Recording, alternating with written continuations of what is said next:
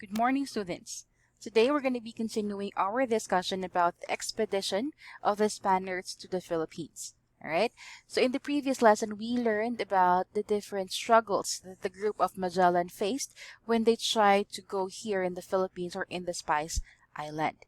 Remember that King Charles I of Spain gave him 5 ships to accompany him to his expedition. Right? Namely, you have there Santiago, San Antonio, Trinidad, Victoria, and Son. All right. So those are the 5 ships that they used to travel, okay, or to do the expedition. However, in the beginning of his expedition, remember that Santiago sank because of the bad weather or the typhoon, while San Antonio went back to Spain. Right? There's only 3 ships that was able to reach the Philippines or the east waters passing through the westward. Right? So remember that on March 16, 1521, it's the first time that they saw the islands of the Philippines. Okay? Though some of the leaders or some of the Raha, like Raha Humabon, Raha Colambu, those are very they are very welcoming to the Spaniards. However, not all Rahas are welcoming, especially the Raha or the chieftain of Mactan, which is Lapu-Lapu.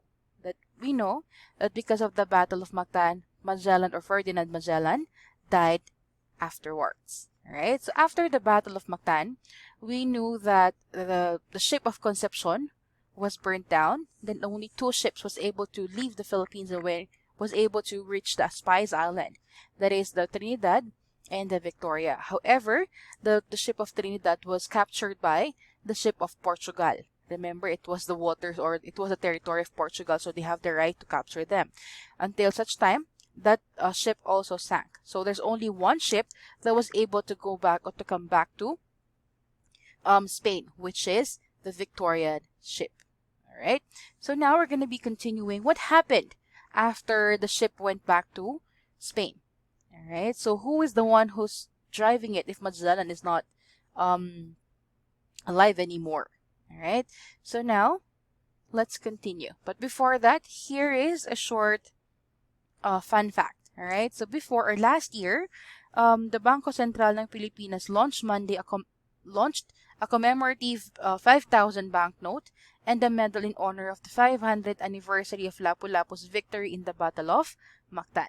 Okay, the banknote launch also kicks off a 99-day countdown to the actual anniversary last year. Although legal tender, the 5,000 banknote is not for circulation, meaning you cannot use this to purchase anything. The BSP will issue a separate advisory in March 2021 for the guidelines on the purchase of the commemorative banknote. People can use this for as their like when they collect things. All right, it's kind of cute. Anyway, let's continue and let's get to know the person behind the ship that goes back or behind the ship of Victoria. So this is Sebastian or Juan Sebastian Elcano. He was the first person, or he was one of the person who completed the first circumnavigation of the Earth after Magellan's death in the Philippines. Elcano took command of the Victoria. So the death of Magellan prompted the remaining Spaniards to return to Spain aboard the remaining vessel, which is Victoria.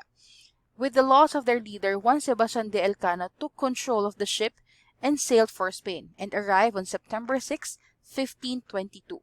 Okay, thus completing the circumnavigation of the world. A westward journey that reached the east and finally returned to Spain. Alright, so in the video that you've watched yesterday, there's only like 18 soldiers that was able to escape or was able to survive the circumnavigation and the different trials that they faced or encountered. And because of that, and because of this one, King Carlos I was overjoyed at the return of Victoria.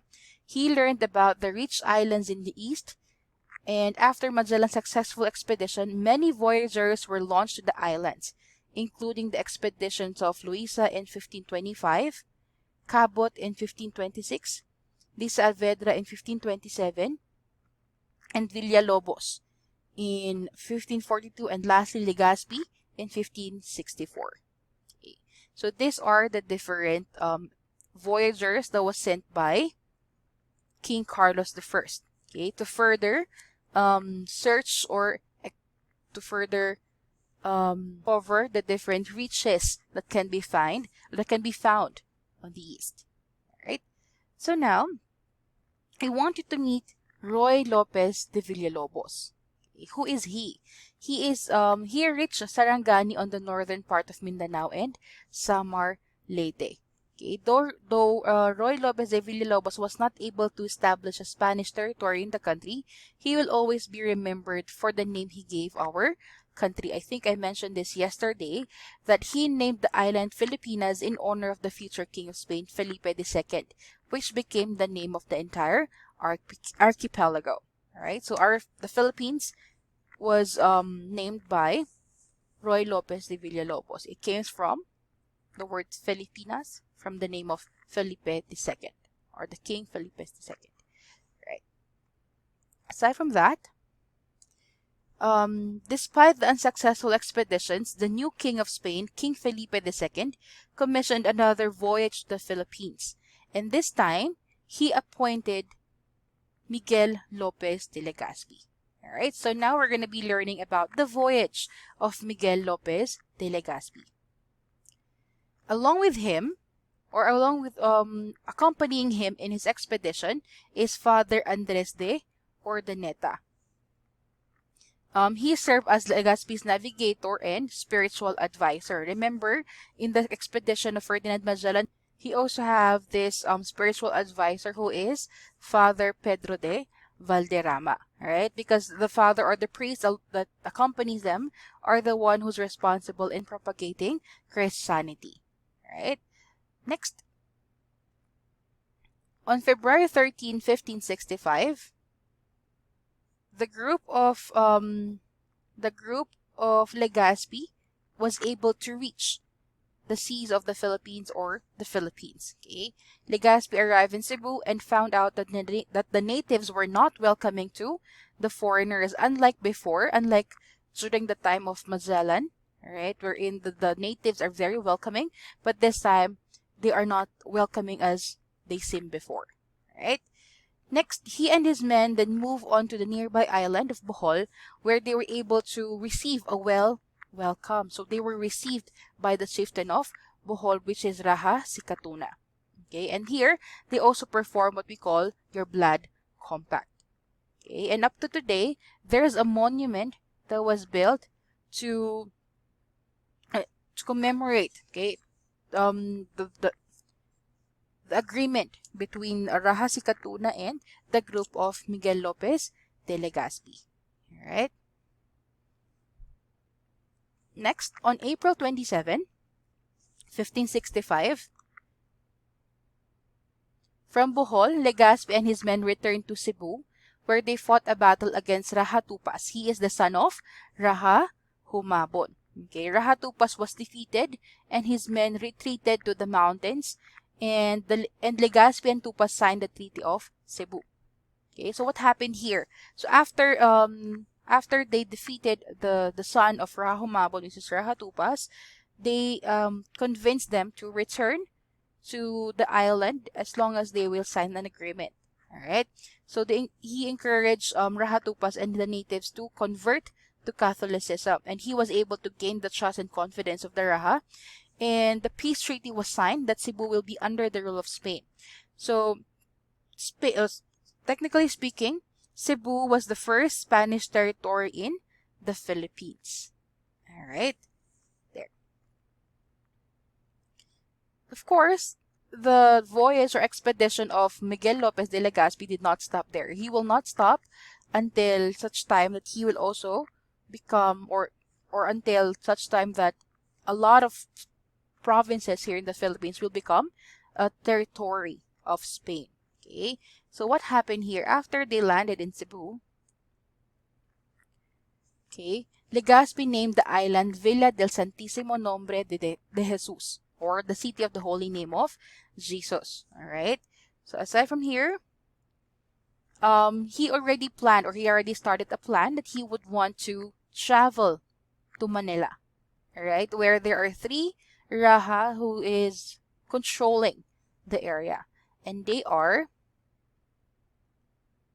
Raha Raha Sulaiman, Raha Matanda, and Raha Lakandula.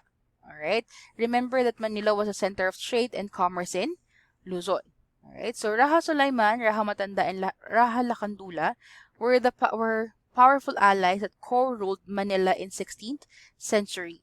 The three rulers of Manila had territories that were strategically placed in different areas along the Pasig River Delta, while Matanda and Sulaiman controlled the south side in what is now Fort Santiago. So this one. So this is ruled by Raha Lakandula, and this is ruled by Raha Matanda and Raha Sulaiman. Alright? Their reign as Rahas of Manila was one of the most significant in Philippine history because of their defense and eventual loss to Spanish commander Miguel Lopez de Legazpi, who captured their territories with the help of 600 Visayan troops in 1571. So the troops of Raha Matanda, Lakandula, and Raha Sulaiman was defeated by the group of Miguel Lopez de Legazpi with the help of the other native Filipinos from Iloilo. Alright? Or from Cebu, or from Visayas. Alright? Aside from that, on the day that they had the battle, Raha Sulaiman refused to bow down to Spanish rule. So with his men, he fought the Spaniards and eventually lost the battle. However, Raha Lakandula is wise. So what he did, he just observed first the strength of the Spanish army. Then afterwards, when he saw that Raha Sulaiman's group was defeated, he warmly greeted and welcomed Miguel Lopez de Legazpi, and he urged Raha Sulaiman to receive the new rulers as well to avoid any disputes. Alright? So there. So on June 24, 1571, Manila was successfully or fully conquered and subdued by Legazpi, who made it as the capital of the Philippines. Okay. There. So I think we're going to be ending it here. So on June 24, this is the start of the reign of the Spanish people. Because after this one, a lot of ships coming from Spain arrived in the Philippines, conquering the Philippines for 333 years. Alright, so we're going to be continuing with our discussion in the next coming days. Alright, so I'll see you tomorrow. Have a nice day, everybody.